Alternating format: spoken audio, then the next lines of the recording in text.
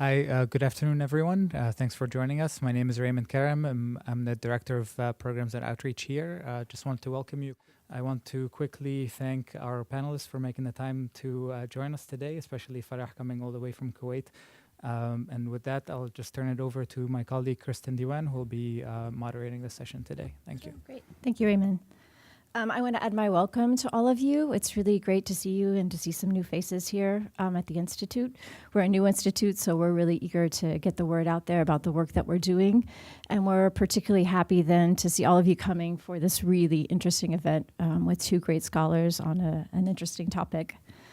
So I've been studying the Arab Gulf states for over a decade, and people often ask me, like, why did you choose to focus? What's your interest in the Arab Gulf as opposed to working on the Levant or working on Egypt and a lot of the countries, other countries which are much more kind of common to study in Middle East studies? And certainly one of the reasons why I've always been really attracted to the Gulf and really fascinated by the Gulf is the extraordinary change that has happened in the Gulf, and the really rapid change that's happened in Gulf cities over the last 50 years. And this is really highlighted most, kind of visually by the transformation of Gulf cities, and often kind of represented quite easily in the skyscrapers and the sort of urban landscapes that we see across the Gulf. So today, I'm really happy that we're going to be welcoming two foremost scholars, and what we can say now, I think, is a growing trend in Middle East and Gulf studies to look at urban growth and change, not simply from sort of its economic value, which is certainly important, but also to question how these cities and how the development of these cities affect societies, culture, and the interaction of citizens. So we have for you today two panelists. Can you hear me okay? Okay, great. Farah Al-Nakib is director of the Center for Gulf Studies at the American University in Kuwait. She previously served actually as a member of the Startup Task Committee that established the university in 2003. She obtained her PhD in history from the School of Oriental and African Studies, SOAS, at the University of London in 2011, where she wrote her dissertation on the urban history of Kuwait City before and after oil, and we're all very eager then to see that dissertation in book form, which will be coming out in 2016 from Stanford University Press. Diane Singerman is Associate Professor in Department of Government at American University, my former colleague, and co-director and co-founder of Middle East Studies at AU. She's a comparativist whose research interests focus on political change from below, with a particular interest in the Middle East and especially Egypt. Her most recent edited books are Cairo Contested, Governance, Urban Space, and Global Modernity, and Cairo Cosmopolitan, Politics, Culture, and Urban Space in the New Globalized Middle East, which has just come out in Arabic. Is that correct? She's also the co-director of Tadammun, which is the Cairo Urban Solidarity Initiative, which we're all eager to hear more about. I'm sure she'll be speaking about today. So let me offer my thanks again to the two panelists. And with that, Farah, please. So thank you all for being here today, and especially I'd like to thank the Arab Gulf States Institute in Washington for inviting me and Diane for this panel today. So on a busy Friday night in late December 2012, 26-year-old Jaber Youssef, a Lebanese dentist, argued with four young men over a parking space at the Avenues, Kuwait's largest shopping mall. Three of the men followed Youssef into the mall while the fourth went to a store and bought a meat cleaver. The men then stabbed Youssef multiple times in front of hundreds of people. No witness intervened to stop the attack, nor did anyone follow the killers when they fled. Paramedics took too long to reach the scene because of the gridlock that plagues the mall's narrow access road on weekends, and Youssef bled out onto the mall floor as bystanders took photographs that were circulated through social media, as you can see here. His friends finally took him to the hospital in their own car, where he died at 1 a.m. The Avenue stabbing was followed by a spate of highly public and publicized knife crimes, culminating a year later with the fatal stabbing of a 24-year-old man at another mall. Though public discourse focused on the apparent rise of violent crimes among disaffected youth in Kuwait, neither stabbings nor youth violence were in fact new. Rather, what was new about these crimes was their open and public nature. all occurred on busy weekends around hundreds of witnesses who chose not to intervene. While this latter sociological phenomenon is worthy of deeper examination, what stunned people most was that many of these crimes occurred in shopping malls, which one local English newspaper described as, quote, havens of recreation and relaxation. Malls are paradoxical places in the types of social feelings and behaviors they embody. People are often lulled into a false sense of security inside them. As private, enclosed, guarded, and, in the Arab Gulf, often gilded places, they make people feel safer than on downtown city streets. Malls have better lighting, a steadier flow of people, fewer escape routes for muggers, roaming security guards, etc. In its architectural design and naming processes, the Avenues offers its visitors an artificial experience of shopping in a city without actually having to be in a city. Its multiple sectors include the Grand Avenue, designed to look like a British high street or an American main street, the Soku, south of Kuwait, mimicking New York's Soho district, and the Souk, replicating Kuwait's own city streets. But despite its idealized representation of a city, if the Avenues really was a city district, it would be what the American urban activist Jane Jacobs would have labeled an unsuccessful one. Quote, the bedrock attribute of a successful city district, she argues, is that a person must feel personally safe and secure on the street in the midst of strangers, end quote.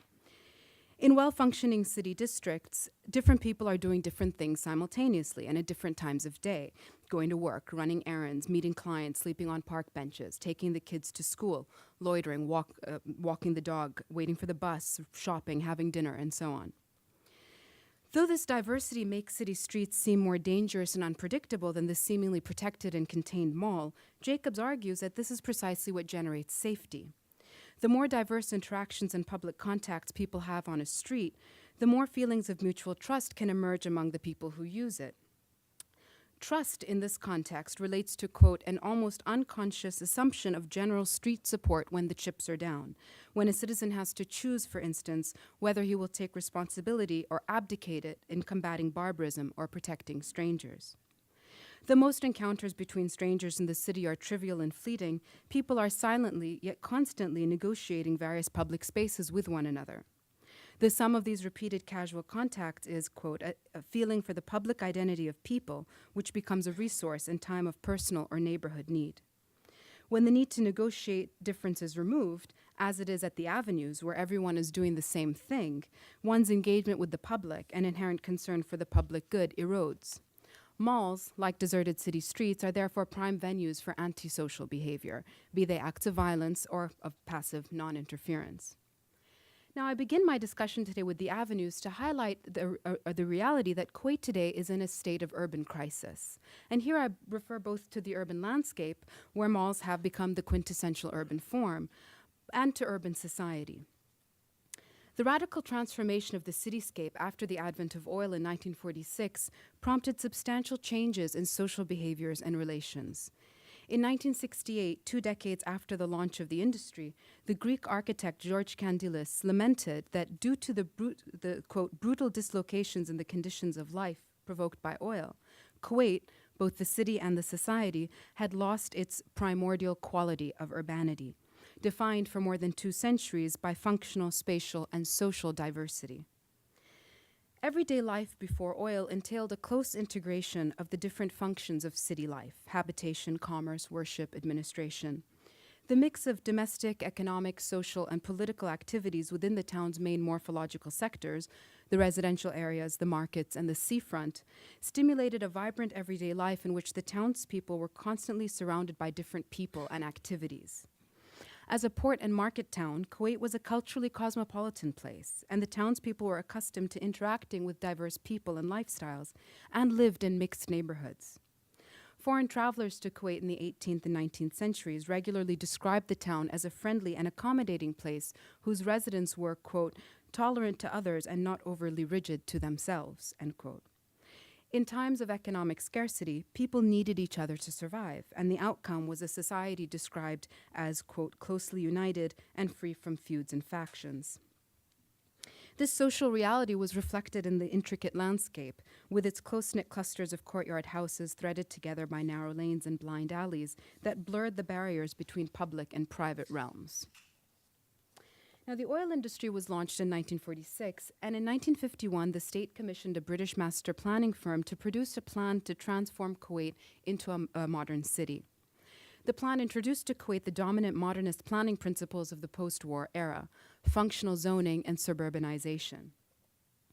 Over the next 2 decades, the old town was demolished. Its inhabitants were relocated en masse to new suburbs built in the desert beyond the old town wall. And new buildings were constructed inside the city to make it the country's center of economic and political decision-making. However, poor planning, hurried construction, and functional zoning led to a chaotic city center that was dead after working hours. Through such modernist planning, Kuwaitis lost what the French urban theorist Henri Lefebvre refers to as a right to the city. A right to the city not only entails a spatial right of access to the center and its resources, but also a right to participate in a vibrant urban life, which he describes as a lived opportunity for meetings, the confrontation of differences, reciprocal knowledge and acknowledgement, including ideological and political confrontation, ways of living, patterns which coexist in the city. In sharp contrast to the diversity and integration of the pre-oil city, after 1950, work, residence, leisure, and commerce were separated out into discrete, increasingly privatized spheres. Affluence, coupled with state welfare, removed the need for mutual support between individuals and groups, and people withdrew into more self-contained and self-sustaining suburban lifestyles. In 1964, Fakhri Shahab, the Iraqi-born economic advisor to Kuwait's ruler, believed this new, quote, life of leisure and inertia had eroded Kuwaitis' sense of communal responsibility and mutuality. These social transformations were exacerbated by state housing schemes that segregated the population along class and sectarian lines, significantly restricting people's everyday interactions with those outside their social worlds. By 1982, the Kuwaiti geographer Abdurrasul al-Musa noted that residential segregation had imposed, quote, severe social barriers inside the Kuwaiti community that were dangerous and ominous for the future well-being of the state, end quote. Fast forward to the present, and Kuwaiti society today is in a very volatile state. In addition to the mall violence I described earlier, sectarian tensions between social groups like Hadar, the former townspeople, and Bedouin have reached unprecedented and violent levels. Divisions between Kuwaitis and non-Kuwaitis are deeper than ever before. We're all familiar with the human rights abuses faced by migrant laborers and the Bidoun or stateless, while every day new laws get passed that further alienate and segregate expatriates. In 2013, a reader's poll in a travel magazine ranked Kuwait the world's 5th unfriendliest city, while the following year Kuwait ranked as the worst place for an expatriate to live out of 61 countries. The tolerance, mutuality, and cohesion that characterized Kuwait's primordial quality of urbanity for more than 2 centuries has been replaced by a more insular, hostile, and parochial society. In my work, I argue that the transformations to the built environment over the past 65 years since the advent of modern planning have been key to bringing about this social change. The cultural cosmopolitanism and cooperative spirit that I believe have been lost require meaningful and repeated contact, the slow experience of working, being, living, and playing with others. It is this kind of contact that was removed in post-1950 Kuwait by functional zoning, suburbanization, socio-spatial segregation, and the privatization of public space and public life. Ash Amin and Nigel Thrift argue that people need to regularly experience negotiating diversity and difference rather than associating only with people like themselves or people they like. And they suggest that the city, with its inherent diversity and multiplicity, is the primary place to experiment with encountering and confronting such difference. In other words, to return to Lefebvre, one way to restore Kuwaiti society's lost urbanity is with a restored right to the city, which again entails not only a right to spatial centrality, a shift from the suburbs back to the city, but also to a renewed right to urban life, characterized by the integration of everyday functions and activities, regular encounters and negotiations with diverse people, ideas, and ways of living, and a right to participate in the production of the qualified spaces that make these experiences possible. So there are signs that young people in Kuwait today are demanding a restored right to the city on such terms. Over the past few years, diverse and seemingly disparate groups and trends, from political protesters to architects and from neighborhood improvement projects to food markets, have been re-inhabiting the city and reinvigorating the urban experience in myriad ways. Though on their own some might seem trivial or insignificant, I argue that collectively these youth movements have the potential to counter the de-urbanizing tendencies of decades of top-down planning. So in the interest of time, I'll focus here on two groups, but we can talk more about some of the others during the discussion. The clearest evidence of a budding desire for a new kind of urban experience is the growing popularity of the city center as a place for small local businesses. The establishment of homegrown cafes, restaurants, shops, and art galleries is a new trend among young Kuwaitis. Most are unable to afford the high rents and overhead of shopping malls, besides which most don't want to be in privatized complexes. The city center has offered a viable, affordable, and experiential alternative that young entrepreneurs have capitalized on, and they're revitalizing the city center in ways that no previous state-led attempt has been able to achieve. The trend started in 2005 when a couple of young businesses moved into a dilapidated strip of shops along the Gulf Road. The original shop sold fishing and sailing equipment catering to the nearby port and dhow harbors, but in the 1980s the harbors were removed and the shops declined. When the new businesses started moving in, the area was renovated and became Kuwait City's first example of unplanned urban gentrification.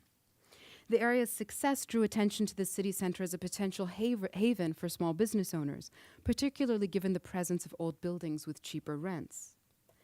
Over the past few years, several formerly derelict areas have been revitalized, with citizens, rather than the municipality or private developers, taking the lead in cleaning up, renovating, and transforming parts of the city into trendy new districts. Now, the potential effects of such citizen-led urban projects are mixed. Although spontaneous rather than planned developments, these gentrified districts are highly commercialized and remain the purview of the social elite. Most of the cafes and restaurants are unaffordable to the majority of expatriates who live and work in the city. Their main clientele are Kuwaitis who work in the central business district during the day and visit on their lunch breaks. But for the first time in decades, they're also luring middle-class Kuwaitis out of their suburbs and shopping malls into the city at night and on weekends. Although some of these new areas feel rigidly segregated from the surrounding city, which since the 1970s has been predominantly occupied by low-income migrant workers, young Kuwaiti suburbanites are coming into closer proximity to and more regular contact with different kinds of people and ways of living. Members of these separate social worlds increasingly penetrate the spaces occupied by the other as they move through the city, particularly as parking is very hard to come by and people actually have to walk through the city to reach their destinations. So without over-romanticizing the point, the gap between Kuwaitis and non-Kuwaitis, the rich and the poor, the bureaucrat and the laborer, does shrink tremendously inside the city center, more than in the suburbs or in the avenues, making these businesses potentially important hubs for the growth of a new urbanity. Now, arguably the strongest current claim to public rights to the city in Kuwait is located in the commercial district of Salmiya rather than the city center. And this is a community gardening project known as the Secret Garden, kickstarted in September 2014 by a young woman named Maryam al-Nusif. Bored with her suburban lifestyle and craving, as she put it, a real experience, Maryam, her mother, and a small group of friends began cleaning up a rundown garden close to her family home in Salmiya. They dug a compost pit in one sector, built picnic tables and benches in another, and planted another large sector with a variety of vegetable, herbs, plants, and flowers. The experience of the Secret Garden emphasizes the value of demographic and functional diversity in city districts. Salmiya is one of Kuwait's only mixed areas, combining residential, commercial, educational, and bureaucratic uses. And though the majority of its residents are non-Kuwaitis living in rented accommodation, some parts of the district contain Kuwaiti-owned villas. As a community project, the garden has significantly bridged the gap between Salmiya's otherwise segregated national and non-national residents. The involvement of Maryam and other Kuwaiti residents facilitated the government's repair of the badly damaged water and electricity infrastructure, which had been neglected for years. Maintenance in predominantly non-Kuwaiti areas is notoriously poor. When they saw the space being revived, various residents of the neighborhood, from young children to elderly women, immediately got involved. A South Asian laborer who lives in the area turns the compost pit a few times a week, while an American landscape architect who stumbled on the project while walking home one day volunteers regularly with his own technical expertise. Maryam lives in the neighborhood with her mother and grandmother, But it was only through the garden. I was going to show this video, but it keeps flipping upside down, so I'm not going to play it. But it was only through the garden that they became friends with a group of Arab women who live in an older building adjacent to the space. Mariam's grandmother, in her late 60s, never previously socialized with non-Kuwaitis and was used to spending most hours of her day at home watching television. She now joins these women every weekend when they sit outside their building drinking coffee and talking, and does yoga every afternoon with an instructor who lives in the neighborhood and sometimes holds free classes in the garden. It was when she noticed how dramatically the garden changed her own grandmother's behavior that Mariam realized the transformative potential of this little space. Local businesses have been getting involved in the garden too. Nearby takeaway restaurants and juice shops donate their food scraps for the compost pit, while the physiotherapists who work at a sports clinic next door sometimes lead the volunteers in stretches and exercises after a long day of gardening. The once derelict space has been completely revived and is now used at different times of day by different people. Neighborhood children play there, teenagers hang out there at night to smoke and play cards, employees of the area eat on their benches during their lunch break, and so on. And every other Saturday, Mariam and the volunteers host a public get-together with live music and a small-scale street market.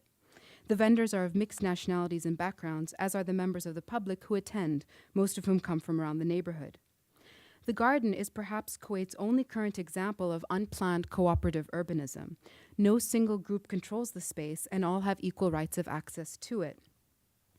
And in a city where urban space is highly privatized, commercialized, and controlled, it's a rare public space of the kind Andy Merrifield describes as, quote, a vibrant, open public forum full of lived moments and enchanting encounters, end quote. Opening a cafe, cleaning up a public garden, these might seem inconsequential, but they're parts of what I see as a broader movement of young people in Kuwait who, to borrow Richard Sennett's observation of urban life in the United States in 1970, quote, want actively to bring something new into being, something richer in social life than what the suburb offers, end quote. Other groups include Medina, a team of young architects who give unconventional curated walking tours of the city to get people out of their cars and reconnected to their socio-spatial surroundings in order to find communal solutions to urban problems. Mantaqa Mi is a volunteer project that leads local residents in cleaning up public spaces in their neighborhoods, a very unique movement in Kuwait where public participation in urban development and city formation has been relatively non-existent since the advent of state planning in 1950. Equate is a youth-driven organization that, quote, promotes social equality and respect towards Kuwait's residents from all walks of life, end quote, by, among other projects, doing volunteer work with migrant workers to expose young Kuwaitis to their atrocious living and working conditions, which they would never normally see. There are other examples, but I'll end here with a final point. Restoring a right to the city is not an end in itself. It's a step towards a bigger goal. As Amin and Thrift argue, quote, the city is more than a place of common access and encounter. It is a place of becoming and the fulfillment of social potential, of democratic experimentation through the efforts of citizens themselves, end quote. As some of the aforementioned projects suggest, cities offer new possibilities to transform people into more active citizens, meaning the active participation in the business of rule. It was this kind of active citizenship that was missing the night that Jabir Yusuf was murdered in the avenues. To experience citizenship as an everyday practice, that is, to enhance the ability of social actors to intervene in public life, people need to constantly experience negotiating diversity and difference in people, ideas, activities, experiences, and ways of living. The city itself, not the suburbs or the avenues, is the key site for such hybridization and the strengthening of mutuality as it was in Kuwait town before oil. Thank you. Well, thank you. I think that my talk sort of segues from Farah's, and it's great that she explained the right to the city much more eloquently than I can. Today what I'm going to do, this is a crowd obviously that knows the Middle East and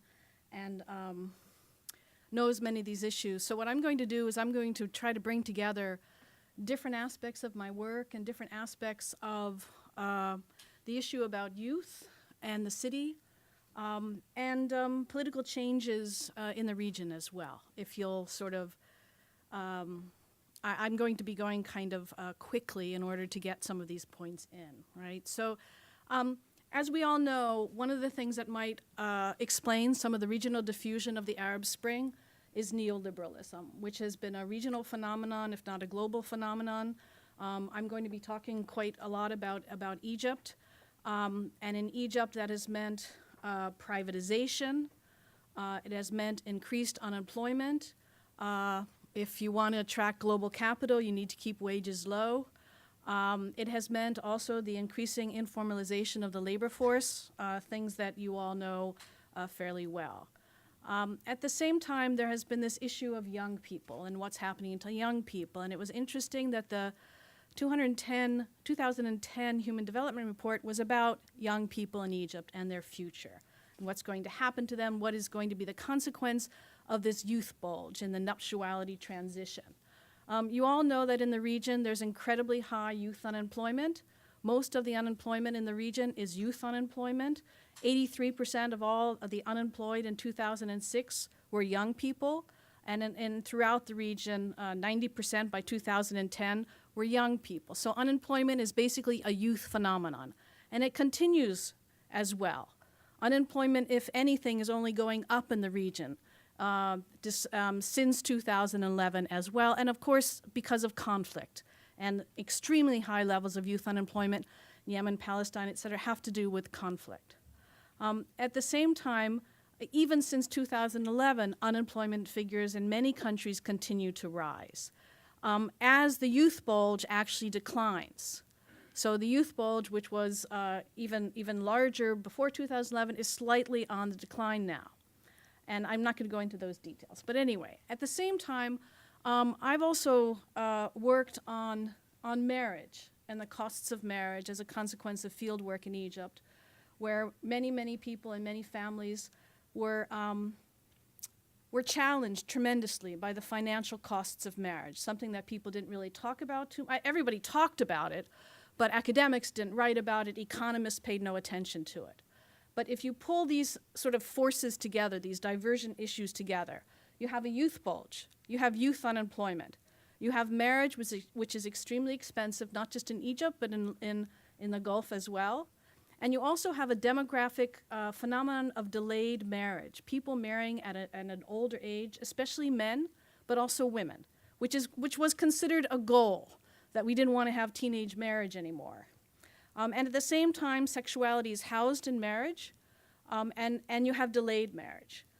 So youth unemployment, young people are struggling with their sort of precarious social position as well as their economic position. And in a sense, in earlier generations, the public patrimony was invested in education, was invested in cheap housing, et cetera. So this generation was not getting its requisite share of resources. And just incredibly briefly, the national cost of marriage is 4.5 times per capita income in Egypt. If you look at a household survey, the annual household expenditures are 11 times the cost of marriage, 15 times in rural areas living below the poverty line. And again, I've done this research on a small survey and a much larger survey, the Egyptian Labor Market Panel Survey in 2006, 8,000 households, cost of marriage is $6,000, right? If you think about it, why care about this? Well, if you add up the national cost of marriage, you get sums that equal U.S. foreign aid to Egypt, which equal the amount of foreign revenue coming from tourism. In other words, it's not insignificant, but people don't pay attention to it as an important aspect of the economy and the way the economy and savings is organized. And before 2011, I coined this term about waithood. Young people are waiting to get married, they're waiting to get a job, and they're also waiting to become politically active. They're waiting to become adults. And in that sense, there's this kind of liminal period between childhood and adulthood, which has extended more and more, right? And so this argument is one about the question, to answer the question, why youth? Why youth in the revolution? And I'm not saying this is a partial argument. This is not, obviously there's so much more that went on, but we have to wonder, again, why youth took to the streets, why youth were particularly ready, perhaps, when there was a moment, when there was a political opportunity. And again, a great public denial about this issue, not a lot of honesty, not a lot of good policy, and young people were sort of precariously caught in this position. 2010, a survey of young people talks about how civic engagement is so weak among young people. This is December 2010 in Egypt, right? And again, obviously, people got tired of waiting. The uprising, the revolution, whatever you want to say, occurred in 2011 throughout the region. But I would also want to here talk about thinking about Tahrir Square as reclaiming space, as thinking about mass politics, also about place and locality, and thinking about why protest takes place, but also where it takes place, and some of the creativity and the sort of the openness and the diversity of Tahrir Square is something that the right to the city speaks to a great deal. But at the same time, why Tahrir Square? Why did people come to Tahrir Square? From what kinds of neighborhoods? And what were their issues? And this is something about the contested right to the city, and also about the way in which young people are particularly also a bit more aware of space and housing and the cost of housing, because they also need houses in order to get married. Now that's again, a partial argument, but the costs of marriage, housing is about a third of the costs of marriage. It's a very important expense. So people are a little bit more aware of it, perhaps, than in other regions of the world. And at the same time, this neoliberalism has created this kind of urban contestation, where people are aware of the real estate speculation. People are aware of crony capitalism. People are aware of the kind of fortress architecture that Yasser al-Shishtawi talks about, the demise of heterogeneity and residential and commercial segregation, where people are attracted to these gated compounds because of the fear of the chaos of the city and the fear of the other. And this is fortress architecture is regional. Whether you go to Morocco or Jordan or whatever, it often starts with tourist cities, and then these gated communities become the model, right? And of course, the Gulf is perhaps the most successful region, where you have starchitects and financial conjuring that brings in people to invest, and then who makes money on that? A lot of it has to do with who gets on the ground floor, who can get the loans, who can get the who can flip real estate, right? Again, we see it throughout Egypt. And just very briefly, Cairo has, as you all know, expanded tremendously from 1965 to the current period of sort of 18 to 20 million people in the greater Cairo region, eating up agricultural land, expanding out into the desert in different ways. And at the same time, urbanization, this is not so clear, but urbanization is particularly strong in the Gulf. People living in cities is particularly stronger than elsewhere.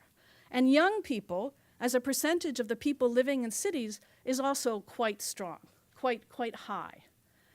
In Egypt, we have the same neoliberal housing paradigm from Sadat until Morsi. The paradigm, the solutions have not changed. A little bit more, obviously, of promoting the private sector rather than the public sector, but sort of the massification, building new cities in the desert. There have been about 22 new towns built. There's another 44 new cities on the boards. 22% of the Ministry of Housing and Urban Development goes to less than 2% of the population. So this is why politics? This is public investment. This is public decisions. This is public land, whether it's government land or military land. Most of this land is controlled by the military, not necessarily by the government.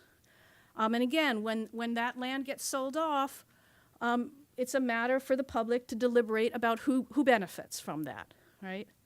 All of these new cities under construction around Cairo, they equal about a third of the area of the greater Cairo region. They're not small. And again, they are built in this kind of westernized, romanticized, we have holiday We have, Beverly Hills, Hyde Park, etc. And at the same time, the informal housing areas have grown tremendously around the city and represent about 80% of all new housing, especially since 2011, when there's a government vacuum and people are building everywhere. It's gotten even worse. So there are tremendous contradictions, right? We have these gated communities with green space and playgrounds and golf courses and very little else on the suburbanization model that you were talking about. And we also have your public sector variety, which has no jobs, no transportation links, very far away, unsustainable, away from people's networks, which matter to them tremendously. And again, this is all top-down, modernist, neoliberal planning. And this is also supposed to make Cairo and many other cities part of the part of the global discussion. So Cairo 2050 was a plan before the revolution. Gamal Mubarak was quite supportive of it. And again, it was the kind of Dubaization of Egypt, when obviously Egypt has a very different standard of living, tremendously different problems, right? And so the riverfront becomes the center for private and commercial development. You build a huge boulevard out to the pyramids. So we're connecting private development, commercial development with tourism, of course. The pyramids used to be a place where Egyptians went to picnic. They went to park. They went to hang out in the summer. Now it's a fortified area for tourists. It closes at 4 p.m., right? This show continues to go on. Cairo 2050 has just been renamed to the Cairo Strategic Urban Development Vision. These meetings are still going on. This is Nezlet El Sameh, which is a very old village around the pyramids, which is going to be forcibly relocated. But now there's participatory meetings that the residents don't come to. They're invited, but they don't come to, right? And so the same road goes through incredibly densely populated area. Bulako Dakrur, Faisal, 2 to 3 million people live there. What's going to happen to them? Of course, they're going to be forcibly relocated, or they're going to be more subtly relocated, right? So again, what are the results? Lots of informal settlements, but again, this is not just a phenomenon. This is a result of political and economic choices and policies that have been long-standing. And the informal sector has many problems, but it also at the same time represents some of the diversity and creativity and production that Farah was talking about, the right to the city. And it also represents billions of dollars of private investment that people built on their own without much help from the government, but the government doesn't acknowledge that. The idea is we have to straighten out these informal areas, we have to supervise them, we have to control them, because why? The Islamist movements were active in these areas.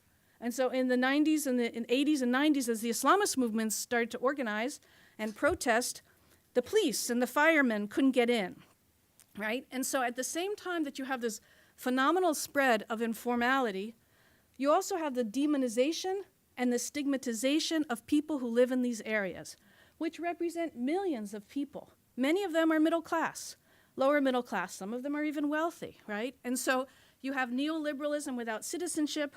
You also have the criminalization of politics in these areas. They're not allowed to participate. They're not seen as equal. They're seen as threatening. And the specter of the other becomes the rationale for moving out of the city and moving jobs out of the city as well. And you have to upgrade these people. You have to civilianize them. People talk in Egypt openly in the press in an almost racist colonial discourse of how these people represent, the peasants and from the countryside, and they need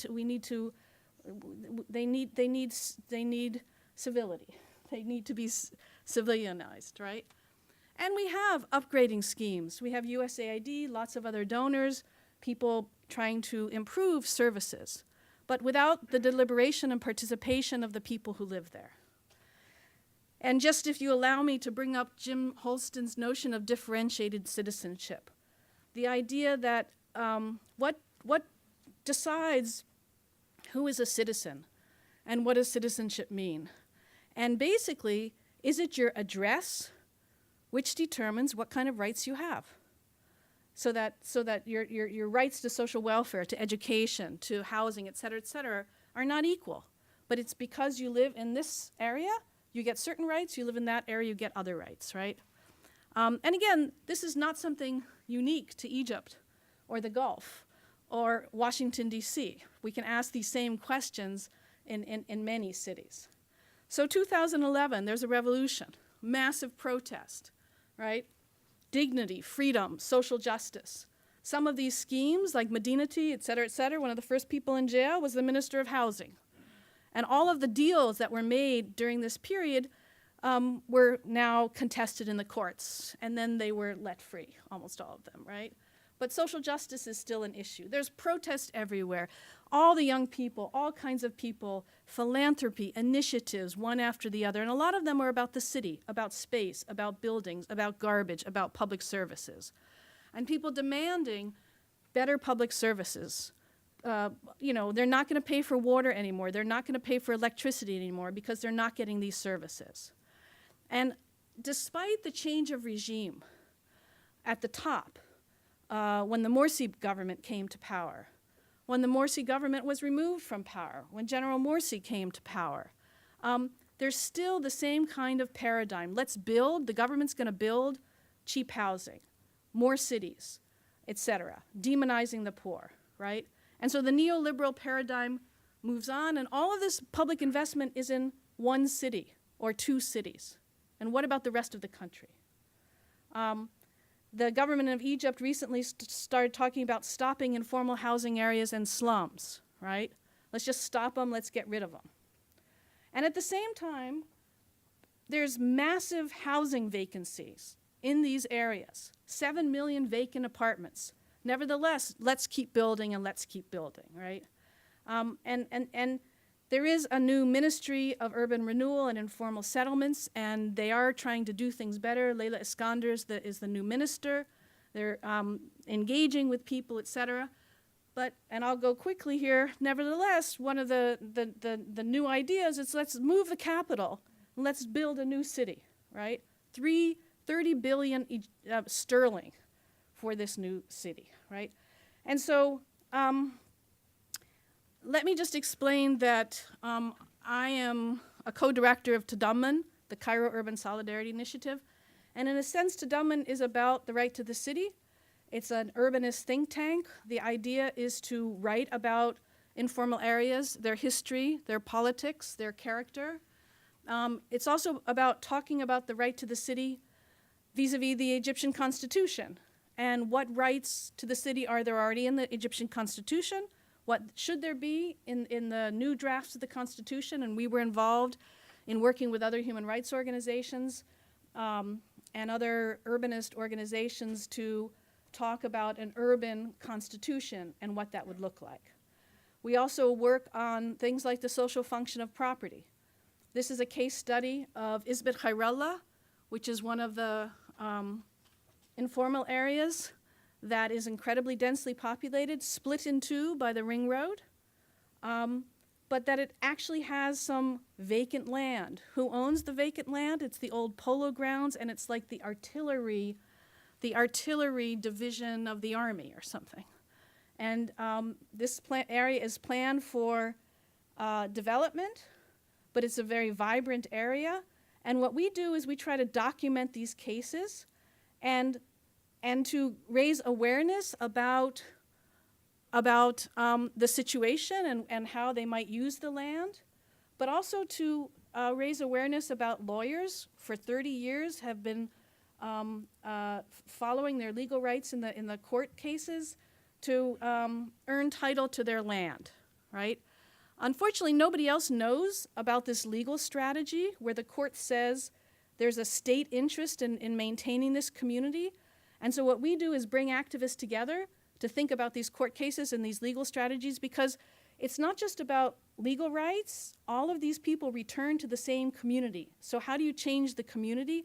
And that's what we're trying to do at Tadammun. There's other initiatives as well. That as Farah said, there's a a community of people, ourselves and others who are working on this, as well as the UN and who's pretty concerned about these issues. Thank you. Okay.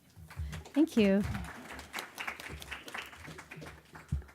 Well, thank you to both of our speakers, and I think it was really interesting to hear, that in these very different kind of economic settings, both the Gulf and Egypt, some of these same issues are being raised.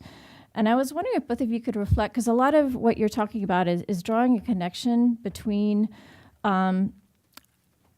new initiatives or new activities that are being done, sometimes in an ad hoc basis, that are basically taking different approaches than what we have seen, which has been kind of understandably through state investment, these sort of top-down development schemes.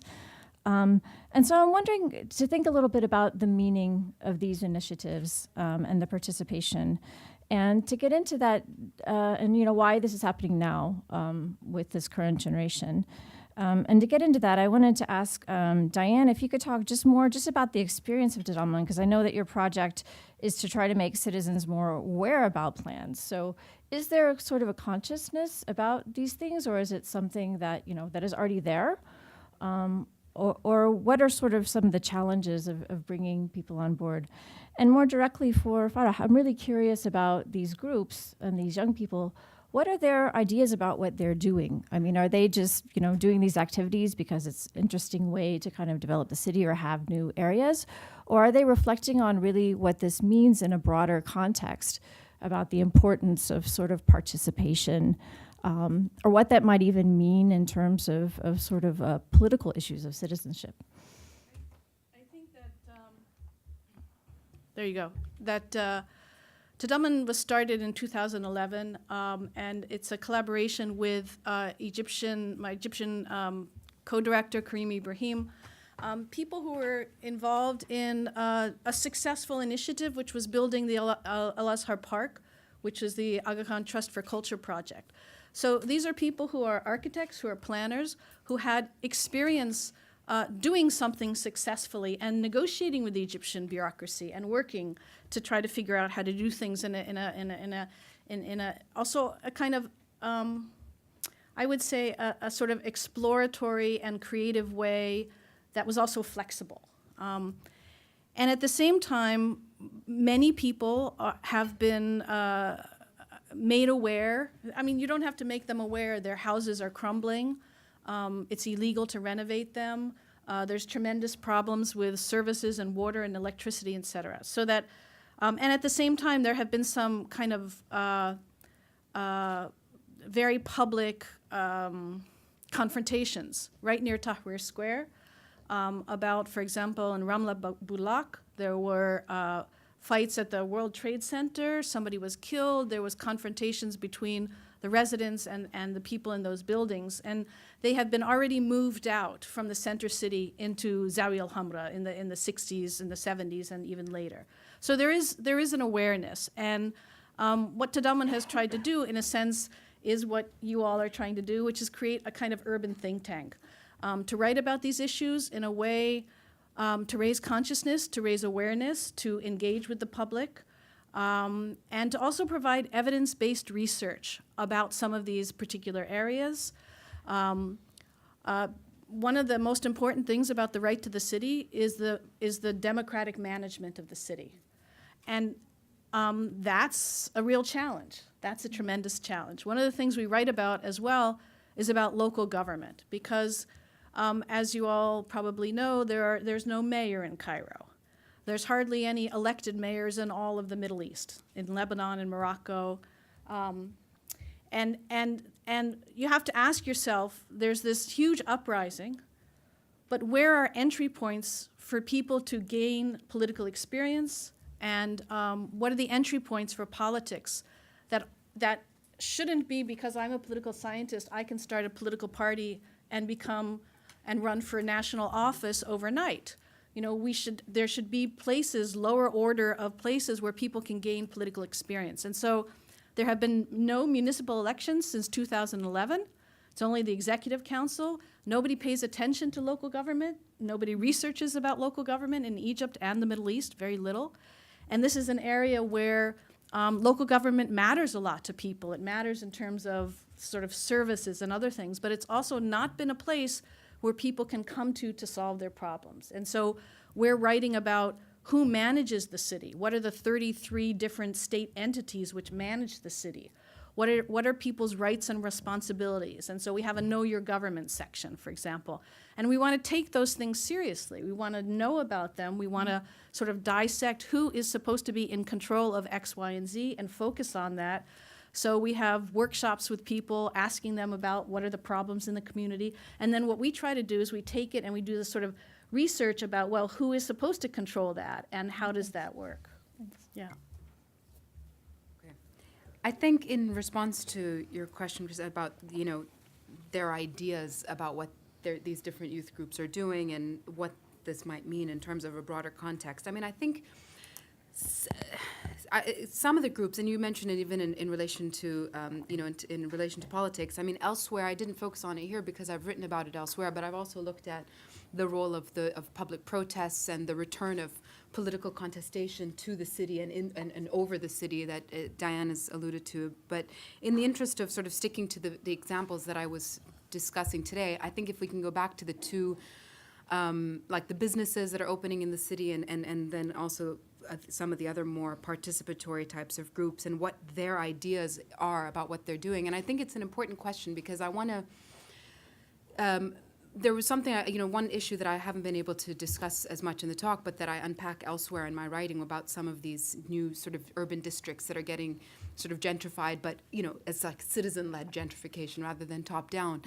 The latest district that's been renovated, I think for many at the beginning, they weren't really conscious of this. It was just that the city was cheaper, but then suddenly the city became cool. And, you know, as you would have everywhere else, you know, young people find the city cooler than the suburbs. And so it started a trend. But what's interesting, what I've noticed with the latest areas that are being developed, is that there's also this sense of reclaiming the city, and there's a risk of, you know, these ideas on the right to the city being about reclaiming turf, and that's definitely not the kind of the kind of rights to the city that we are talking about. But there is that sense because there's one of these districts, and going in and speaking to some of the business owners, the one thing that they always say is that, yeah, you know, the city is full of foreigners, the city is full of expats, and our capital city, Kuwaitis don't go, and there's no Kuwaiti businesses in the city. And so they were really proud and excited on the one hand of having, you know, these homegrown businesses opening up in the city, but there was that tinge of sort of the nationalistic kind of reclaiming of territory, like this is our city, we should take it back, and that there's a risk there, and there's, you know, you see that in other state-led developments, for instance, in Qatar, you know, reclaiming downtown Qatar. The Moderator project is very much about bringing Qatari nationals back in the city, driving the laborers back out. So it's interesting because in a way, some of these new business areas, their intentions almost seem to counter what I argue is their potential outcome, which is the idea of bringing different people together. For them, it feels like there's more about putting a Kuwaiti stamp on the city. But whatever the intentions are, I feel like the outcomes are still have potential because it is bringing a mix of people into much closer contact. The other groups, I think places like The Garden, also some of the other ones that I mentioned, architect-led groups, others like civil society actors that are going in and it relates much more to what Diane was mentioning in terms of this democratic management of the city. Kuwait doesn't have local government when it comes to urban issues. It's the state, it's the municipality, it's very top-down. It's not at all, it's not decentralized in any way. But there's also a tremendous amount of stagnation at the top. And so a lot of these groups are coming in, you know, emerging to take more control over the city, over their space. And many are, like The Garden and some of these other groups, are aware that what they're doing is not just about beautifying the city. They're very conscious of the social impact, the potential of some of their projects. I don't know if that sort of answers your... I wanted to draw upon some of the themes that I think came out in both of your talks about, one thing that we could explore further and think about too is variation. I mean, you've given us some of the dynamism that you see happening on the ground in Kuwait. I was wondering about whether you see the same sort of thing across the Gulf, which might be something for us to draw upon in the question and answer period. And the other thing is the potential of different kinds of urban development, maybe even a question about the state-led development, and the impact that has on the ability of people to come together across class, across groups, which has real political impact on the development of the country. So for both of those themes, I thought it might be interesting to draw upon another resource here. We have an intern that's working with us, Saeed Al-Wahabi. He is actually working on his master's in public administration at Cornell. He's from Saudi Arabia, and I asked him to give just a couple of remarks based on his experience in Saudi Arabia. Thank you, Diwan. Good afternoon, everyone. When Kristin asked me about adding something to the panel today, I was thinking about bringing something new and factual, sexy, and personal. Many Western scholars and journalists visited Saudi Arabia in the last decade. And most of the cities that they are visiting is either Riyadh, Jeddah, and Amman. So I believe that, with full respect, that they didn't capture the sense of the country, or at least the countryside. I will be talking briefly about the military cities and small towns in Saudi Arabia and how they are interacting and shaping the society. First, Saudi Arabia. In Saudi Arabia, there are 20 military communities where the Saudi army is located. So those 20 military communities are 7 for the air forces and 4 for the military cities across the country, 1 in the south and 1 in the north and 1 in the east and 1 in the west. And we have 4 major compounds for the National Guard. There are 2 Navy cities in Jeddah and Jubail, and 1 compound for the military industries, 1 other compound for the Royal Saudi Strategic Missile Force. So in total, we have 20 military compounds. And the average, the population in those communities are ranging from a few thousand to 100,000 people.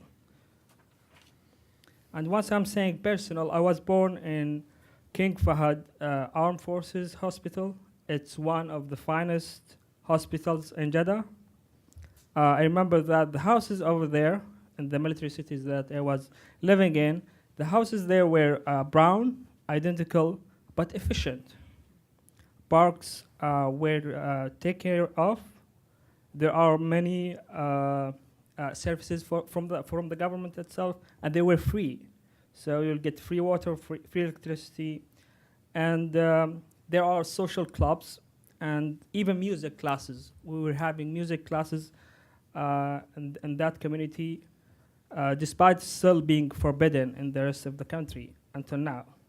It was also a small social lab for the new middle class individuals, as the daughters and the sons of those soldiers receive a first class education in a slightly urban environment.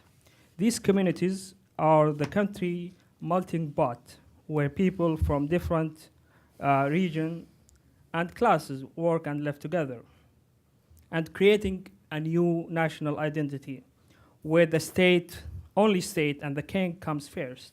To sum up, these communities represent the cautious middle and hidden face of Saudi society that we should explore. The second point that I want to highlight is that in the early stages of the creation and unification of the kingdom,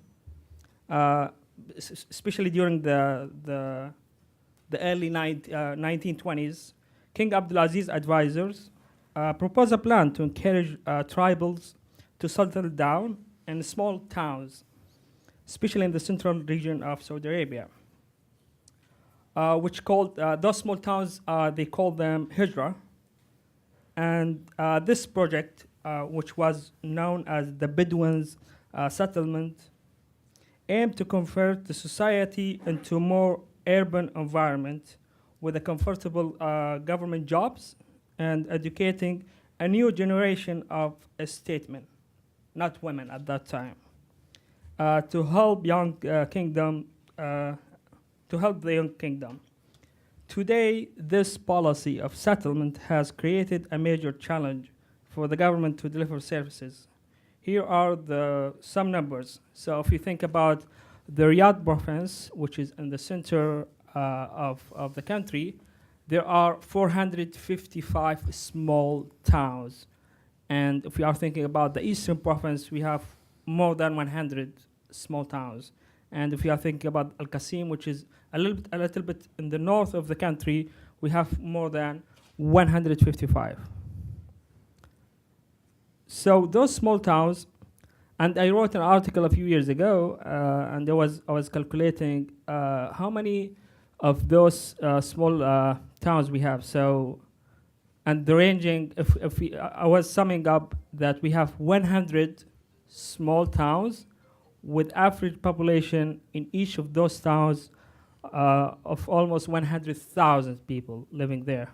So, in other words, that we have almost 30% of the population is living in those small towns that we don't care about. It's unknown, invisible towns in Saudi Arabia. And it's not touchable, especially for researchers. So small towns like the previous type, which is the military towns, share the idea of being separated from the rest of the society. In those small towns, the society is centric, with obvious wealth in the hand of the tribal leader. The assumption goes, if you visited those small towns, the assumption goes that the biggest house in the town is the head of tribal house. Individual social status is influenced by the person source of networking.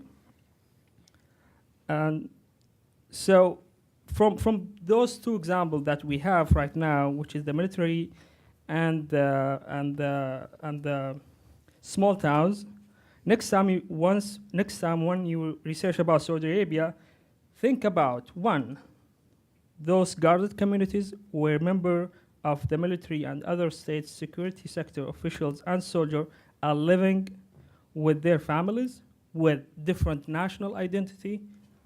Two, the small towns across the country with the little space of engagement with others, with other people in the society, and sometimes it's creating a conservative ideas within those small towns. So it's creating another national identity. And so if we are excluding the biggest 5 cities in the countries, we will end up with almost 40% of the Saudi society is indeed considered the hidden bulk of the dynamic society. Thank you.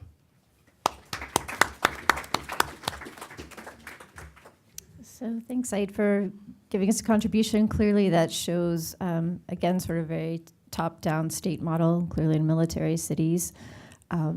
But I think, as I mentioned earlier, allows for some sort of interaction between the people. There are people from different parts of the country, which is interesting, but obviously still a very different urban model than the sort of transformations that Dr. Al-Nakib's describing.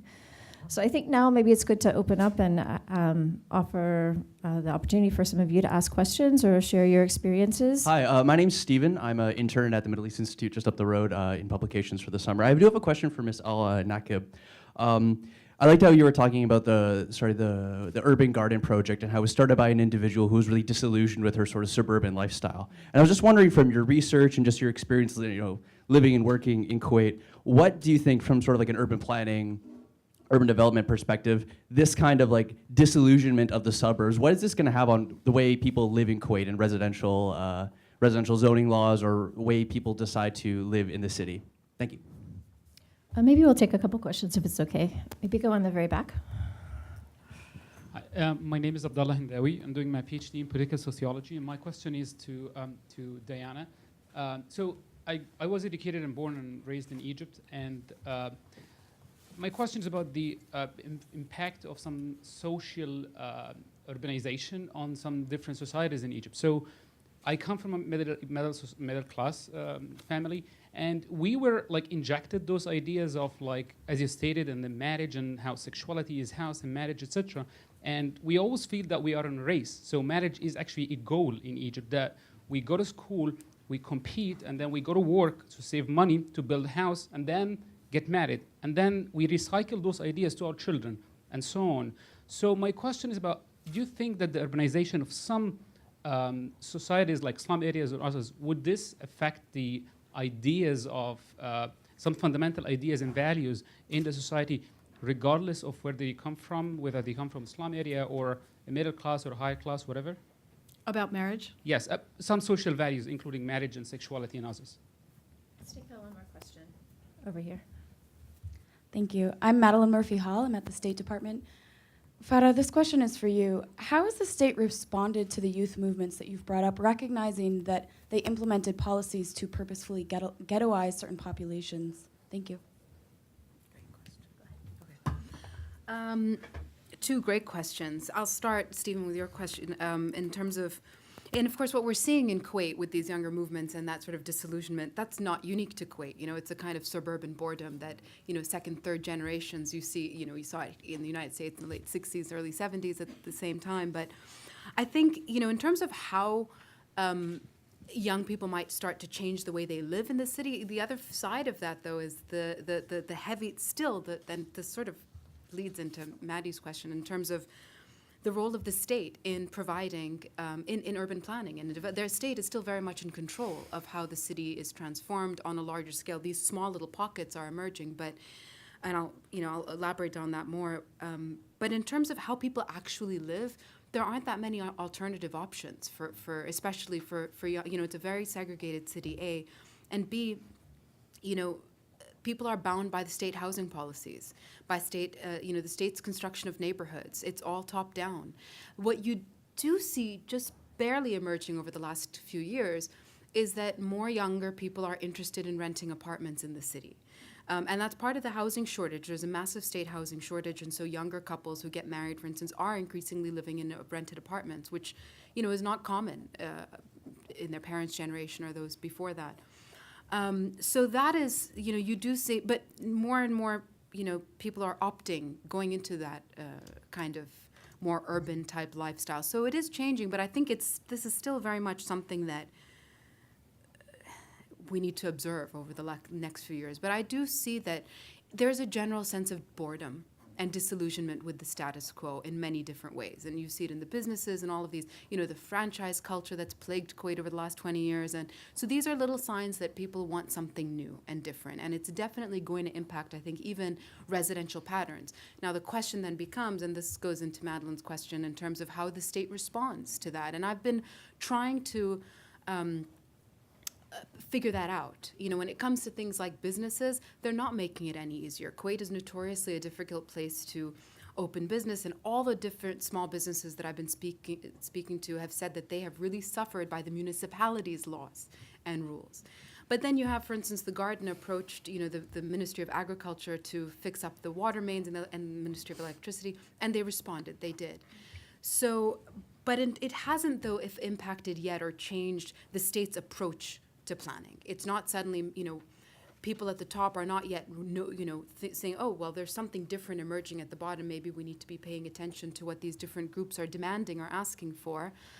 But I do see that also can change, because one thing that we're witnessing is a dramatic increase in young architects getting into the state planning institutions, the municipality, the Ministry of Public Works, the Ministry of Housing. And they're very active, and that's also something new in Kuwait, to see a young generation of architects, which we haven't really seen since the 60s, getting this active.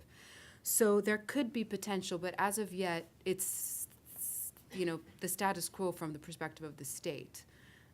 So it's very new, so it's still sort of to be continued. Can I, excuse me, I wanted to ask you, because some of my work on Kuwait, I was curious, though, about the potential, because the state does seem interested in listening to the concerns of the younger generation, and obviously a lot of the quite serious protests that took place in Kuwait were led a lot by youth movements, and the Kuwait government responded to that with an initiative, Kuwait Tisma. And through that initiative, we saw sort of listening to young people and about what they thought the priorities of the state and state planning should be.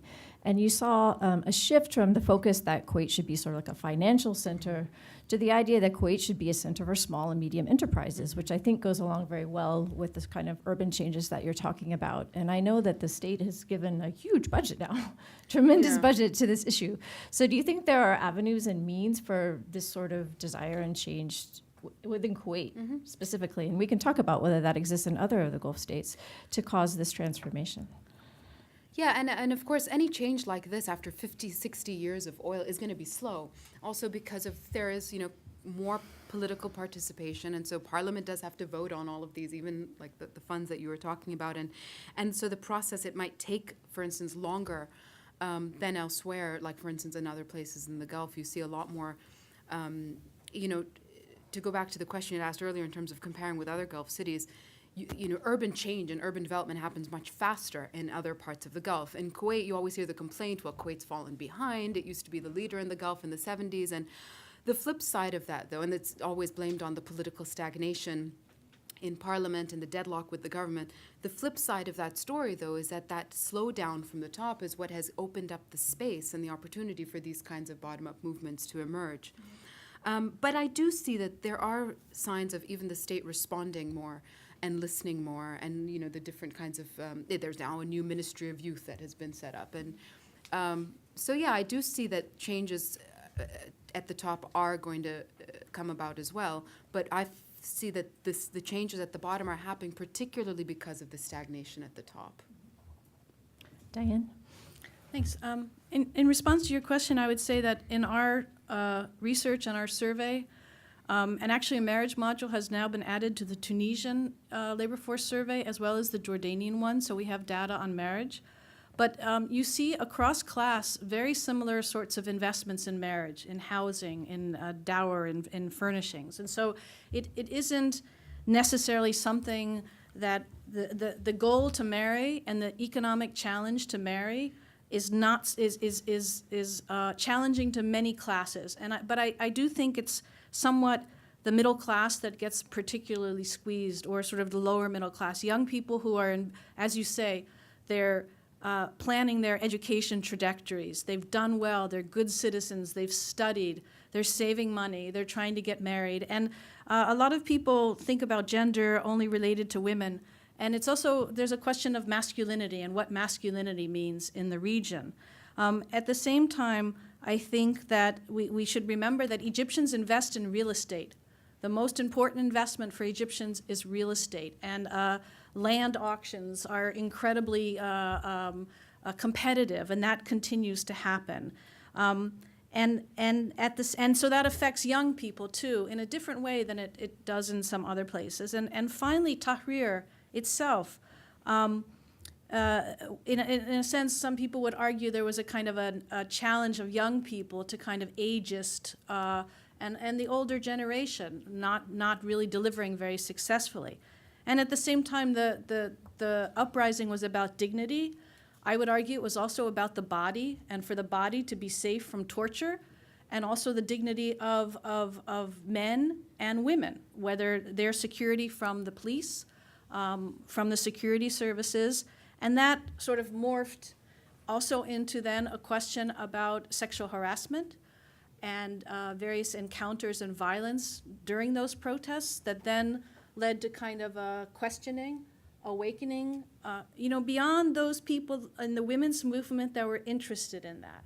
And it was, as you all know, probably about HarassMap, which mapped harassment through GIS and open source as a consciousness raising tool, as awareness that anybody could participate in. And again, that kind of creativity, that sensitivity about space and what kind of, could you be downtown? Could women move freely in the city? But it wasn't just an elitist sort of feminist movement. It was also broadened in that way. And so I think there's really interesting things happening around these issues and around the sort of liminal position of young people that gets channeled in direct and indirect ways. More questions? James Souza, also with Middle East Institute. Would you be able to, like, going back to discussion of Cairo's new capital city, would you maybe be able to explain what the rationale is behind President Sisi and, of course, his backer in Sheikh Mohammed of Dubai? I mean, they must have some sort of agenda. I mean, they must have reasons for something of this scale or magnitude. I mean, is there a political dimension to it where Sure. I mean, especially since both leaders are heavily opposed to any sort of toleration of Islamists in the region. So how does that factor in? Thank you. Yeah, I think a couple of things. Mega projects take up a lot of money. So if you're investing $12 billion in foreign aid and cash transfers to Egypt in supporting the regime, you have to spend the money somewhere. And construction projects, we know from China, we know from other parts of the world, these mega huge construction projects are seen as positive for GNP growth. They're seen as positive for employing people. They're seen as positive for satisfying the steel magnates in the construction industry, et cetera. So you're actually, it's a project where with mega projects with foreign aid, you have to disperse, you have to have expenditures. And so cities and mega projects do that. And also, it's this kind of efficiency, it's the massification, it's the military being able to do this and being, let's redig the Suez Canal, it's nationalism. But again, it's not just El-Sisi. This is a new, and it's not to say that some of these compounds and some of these communities aren't positive and successful, but the question is that the best investment in money? The Sustainable Development Goals of the United Nations now are insisting that every country create these goals and think about sustainability. So you're moving a capital where there's no water and there's no jobs. And what about the sort of social networks that people have?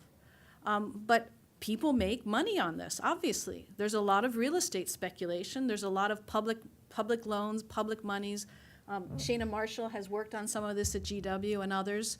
But it's very hard to follow the money. It's very hard to know what is like the recent economic conference in Egypt, where you bring all the world's leaders together. You have to have something to show for it. But is that a show? Is that going to happen? Many of these cities have been built, and many of them are completely vacant, and they're failures. And that's a very good question. That's something that Diwan is working on, is what is the financial cost-benefit analysis of building those new cities? Because it is a real interesting question. You have 7 million vacant apartments, but you're going to continue to build. And we know in China, there's these massive construction of these cities. And there's a forced relocation of people from the countryside. And many of them are empty. But it still is part of the national policy. I was wondering, Dr. Al-Nakib, if I could ask you maybe to bring some of the comparative perspective across the Gulf. You mentioned, for instance, that Kuwait, maybe this space is open because of the, in a way, lack of development. But we have seen tremendous urban development. If we look at the UAE, if we look at Qatar. And some of this development actually has really contributed to a strong national identity and to some extent a sense of pride in these countries. So I'm wondering if you could talk about, your experience. You've been bringing together a lot of scholars looking at urban development, how people in these countries are viewing the development in their city, and if there's space for bringing in more engagement there. Mm-hmm. Yeah, I mean, I think there's definitely, they're very different. I mean, if you look at, for instance, a place like Kuwait and a place like Qatar in terms of urban development, for instance, you're going to be looking at two very, very different kinds of, although the way the city has been developing since 2003 in Kuwait has obviously been going down that sort of Dubai model. Like Kuwait has felt the need to try and catch up. But I do think, cities are cities everywhere, and it's just a matter of timing, I think. And, Kuwait went through, in the 70s, sort of, let's say if we look at Dubai, the kind of development that Dubai went through in the late 90s and into the 2000s, or even what Doha, we might say, is going through in the last few years, Kuwait went through that first process in the 70s. And it's slowed down now, for various reasons, the economic problems in the 80s, the invasion, and so on. And I think you do see, for instance, in Dubai now, more bottom-up type participation in urban development. Similar to what I was talking about Kuwait, like certain parts of the city where like old industrial areas where galleries are coming in, and those are more bottom-up than top-down. And so I think it's just it's like an evolutionary process almost. I don't think, in Kuwait, in the Gulf, we tend to look at cities in terms of competition. Scholars look at the Gulf cities in terms of competition as much as residents do. Kuwait was the leader, and then it got surpassed by Dubai, and now it's been surpassed by Doha and so on. But I think it's just a matter of timing, and even though we tend to look at Gulf cities as being really exceptional places in the world, this sort of touches on what Diane was saying earlier, but these are all urban environments. All cities, whether we're looking at Washington, D.C. or Cairo or Kuwait or Doha, have similar processes and trends at play. And so, part of the, I think, importance of looking at Gulf cities, and even in comparison with places like Cairo, for instance, is to try and de-ghettoize the Gulf in terms of thinking about these as unique, exceptional cities that are these sort of top-down, glittering skyscrapers. But there's always something else happening under the surface. We see it maybe more in Kuwait because of the bigger role of participation in general, but it's happening in Dubai. After the 2008 slowdown in development in Dubai, things have started to emerge, and perhaps in 10 years or so we'll see something similar in Doha. So I think the comparative perspective is important, but also without limiting that only to looking at the Gulf as the Gulf itself. I think as much as we can move outside of, and both within the Middle East and elsewhere. Can I add something to that, Kristin?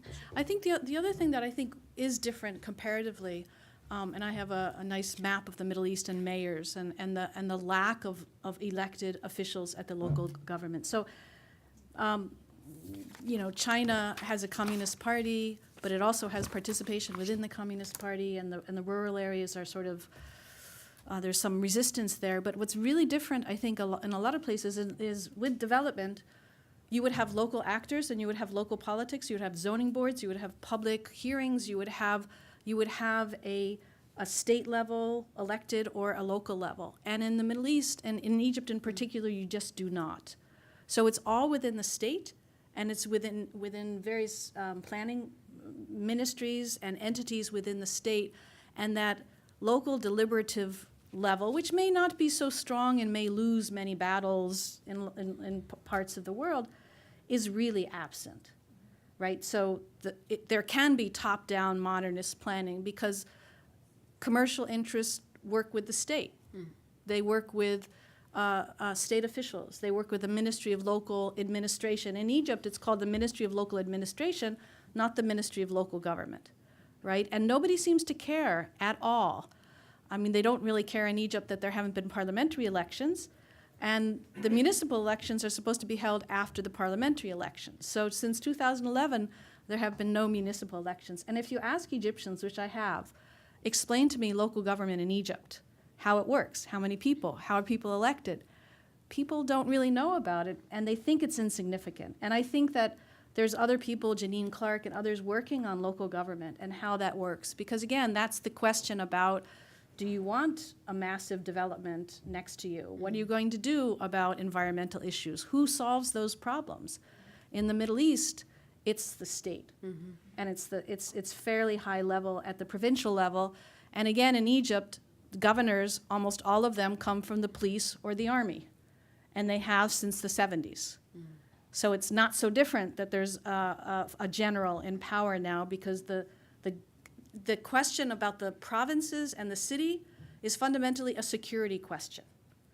That's what matters quite a lot, and a development question, but a lot of it is about maintaining security, and it has historically. Okay. Well, thank you. I think we're out of time actually for the panel.